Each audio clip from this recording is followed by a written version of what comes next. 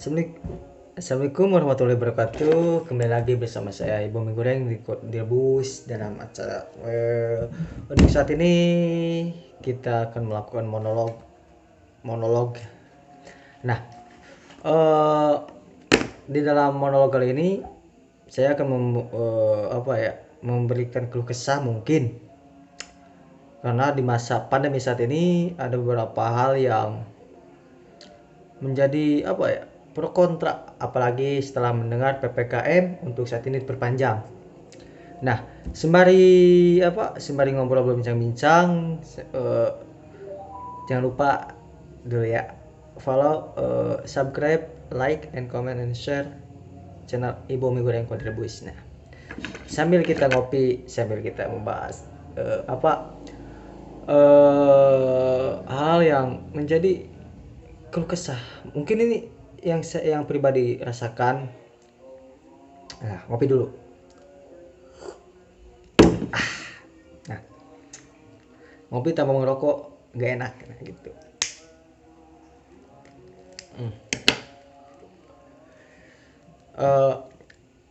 Ada beberapa hal yang mungkin menjadi pro kontra dari kebijakan PPKM ini. Ya, saya tidak sependek pemahaman saya dan juga sepengetahuan saya, ada beberapa hal yang mungkin menjadi pro kontra terhadap dari pemerintah dan juga masyarakat. Karena ya pemerintah ingin mencegah kasus bertambahnya COVID-19 dan juga untuk menekan angka kematian dari COVID tersebut, sedangkan masyarakat secara tidak langsung itu aktivitas ataupun penghasilannya berkurang ataupun berhenti karena PPKM tersebut. Oke lah, secara orang-orang yang mempunyai gaji tetap ataupun PNS, itu mereka tidak mengkhawatirkan hal tersebut karena mereka bisa WFH ataupun bekerja dari rumah.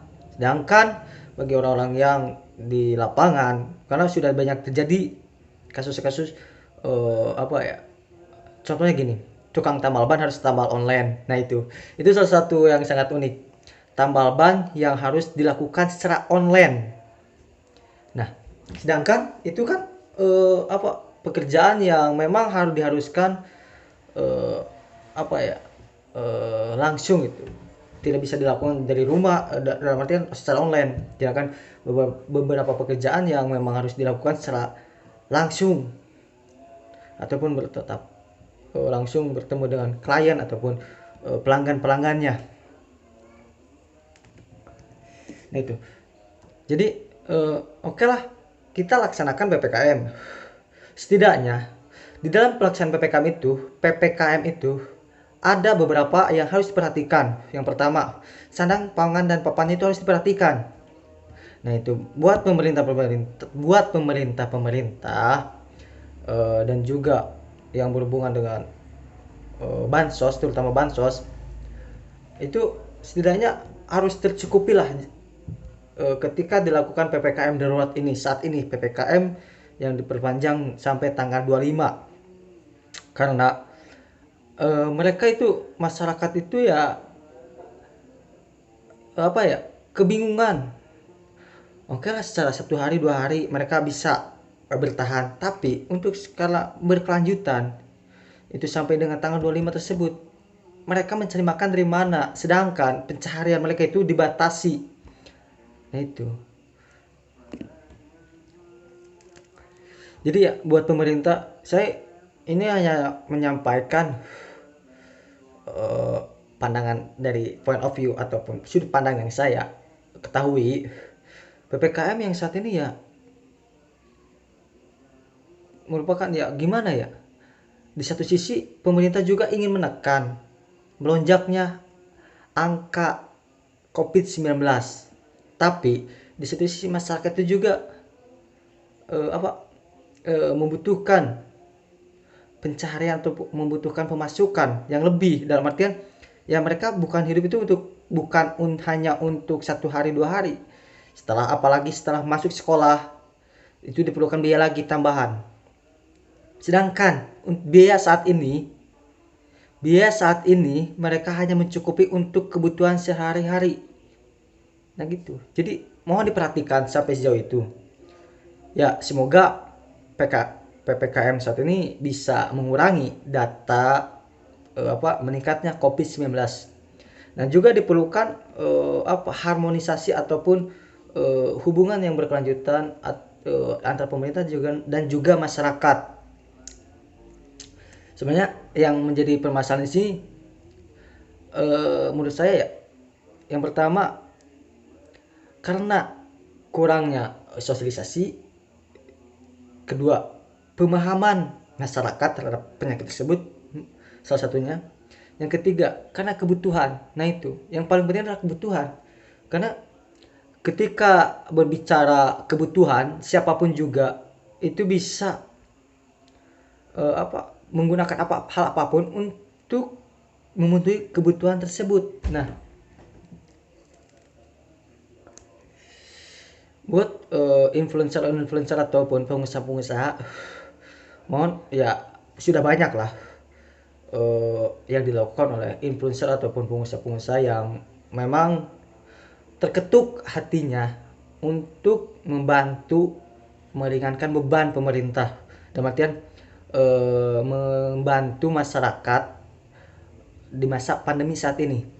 Karena pada dasarnya gini ya, jika tidak ada kerjasama antara pemerintah, masyarakat, dan juga pihak-pihak lainnya, maka COVID-19 ini ataupun penyakit ini, wabah ini tidak akan meredam. Nah, kita lihat beberapa negara nih. Ada beberapa negara yang memang menganggap bahwa penyakit ini sudah dianggap flu biasa. Salah satunya ada beberapa negara lah yang menganggap bahwa wabah ini ya memang seperti biasa. Dan juga mereka, karena yang menjadi permasalahan ini selain itu juga ada masyarakat yang memang ketakutan, was-was. Nah ini penyakit was-was ini ataupun ketakutan terhadap penyakit ini yang menjadi problem di masyarakat. Ada satu sisi masyarakat yang memang merasa ketakutan yang berlebih. Di satu sisi ada masyarakat yang percaya akan berita-berita hoax.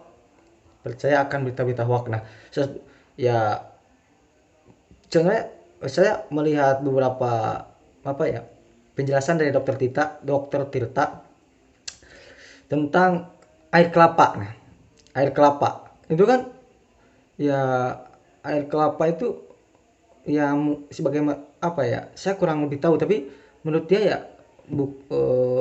bukan untuk menyembuhkan COVID, kata Dokter Tirta itu, kalau tidak salah itu pas di Instagramnya itu.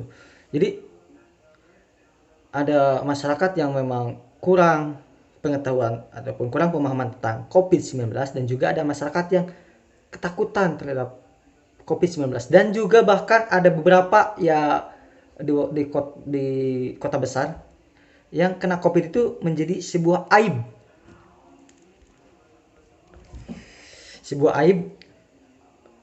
Salah satu keluarga di kota besar, malah itu menjadi sebuah aib bagi tetangganya. Sedangkan itu penyakit ya, itu ya menurut saya sangat keterlaluan gitu. Bahwa kok orang yang kena, salah satu keluarga itu sedang melakukan isolasi mandiri, membutuhkan obat, dia meminta tolong, tapi dia malah dicemoohkan atau apapun itu. Ya kalian bisa cek lah gitu. Dan juga untuk saat ini ya kita harus bisa menjaga kebersihan ataupun juga menjaga lingkungan, cuci tangan ataupun harus ganti baju, atau harus ketat memakai masker. Prokes itu harus diperketat lagi. Nah itu. Dan juga ya, COVID itu ada sebagian orang yang menganggap itu hanya sebagai konspirasi ataupun penyakit khayalan belaka. ketika apa ya, ketika orang yang meninggal kebanyakan itu di COVID-kan katanya. Saya, saya takut salah ya. Ketika orang yang meninggal itu di COVID-kan, lah kenapa setiap orang yang meninggal lalu masuk rumah sakit terus di COVID-kan itu, ya menurut saya ya mungkin saya kurang literasi gitu. Pengetahuan ini sependek pengetahuan saya. Karena ya tidak seharusnya gitu orang yang meninggal di rumah sakit itu di COVID kan. Bahkan ada beberapa kasus yang tentang alat swab yang didaur ulang ataupun ya itu yang menjadi keresahan di masyarakat gitu. Apakah benar hasilnya itu negatif atau positif ya? Kita tidak tahu lah. Tapi kan karena kasus kemarin Kimia Farma yang menjelaskan bahwa terbongkarnya apa bukan Kimia Farma sih, ada salah satu alat kesehatan yang apa ya, oknum kesehatan lah intinya, yang menimbun tentang alat swab, salah satunya menjadikan ladang usaha bagi beberapa orang yang juga menghasilkan ratusan juta omsetnya itu. Nah itu menjadi keresahan di masyarakat. Dan juga kasus bansos yang salah satunya adalah Edi Prabowo, kita ketahui juga yang korupsi triliunan. Kita kawal kasus bansos tersebut, Pak Edi gitu. Jangan sampai apa ya, kasus-kasus tersebut terbengkalai sehingga teralihkan opini masyarakat tersebut oleh beberapa kasus yang bedak-bedak ada di luar sana, bangsat. Nah, sehingga teralihkan kasusnya karena pandemi saat ini. Nah gitu. Kita kawal terus kasus Edi Prabowo dan juga antek-anteknya yang menyalahgunakan bansos tersebut. Nah gitu. Sehingga kan sekarang agak tenggelam lah kasus tersebut, agak meredup. Dan juga kita kawal bansos-bansos yang sekarang sudah turun dari presiden itu, yang meminjam uangnya dari luar negeri, terpaksa mengutang itu karena ya kita dari mana lagi. Bahkan ada statement dari Ridwan Kamil juga selaku Gubernur Jawa Barat, dana anggarannya sudah berkurang. Nah gitu. Dalam artian ya ketika harus melakukan PPKM tersebut ya kita harus menjamin warga masyarakat tersebut dari mulai makannya. Karena ketika oke lah diperlakukan PPKM tapi tidak dijamin kehidupan, tidak dijamin selama PPKM tersebut ya percuma. Dalam artian mereka terpaksa harus keluar rumah untuk mencari makan untuk mencukupi kebutuhan kehidupannya. Nah itu. Jadi ya kita berharap COVID ini juga segera selesai agar kita bisa beraktivitas normal kembali sehingga perekonomian di Indonesia ini dan juga masyarakat yang ada di saat ini pulih kembali. Nah itu. Ngopi dulu. Nah gitu. Jadi ya pesan saya prokes diperketat dan juga masyarakat juga harus sadar akan bahayanya wabah tersebut. Tidak kelihatan secara kasat mata tidak kelihatan, tapi kan nyata adanya bahwa penyakit ini memang ada. Nah gitu. Jadi ya kita harus bekerjasamalah, bergotong royong untuk memerangi wabah tersebut agar ekonomi pulih kembali sehingga semuanya berjalan normal kembali, sekolah bisa tatap muka lagi, usaha-usaha para pelaku UMKM juga bisa berjalan seperti biasanya lagi, dan juga kita bisa melanjutkan keberlangsungan kehidupan selanjutnya. Oke, terima kasih. Untuk selanjutnya jangan lupa like, comment, dan subscribe konten saya untuk mendapatkan notifikasi ataupun konten-konten yang lebih bermutu. Oke, terima kasih. Wassalamualaikum warahmatullahi wabarakatuh. 1 2 3 perung ngopi dulu.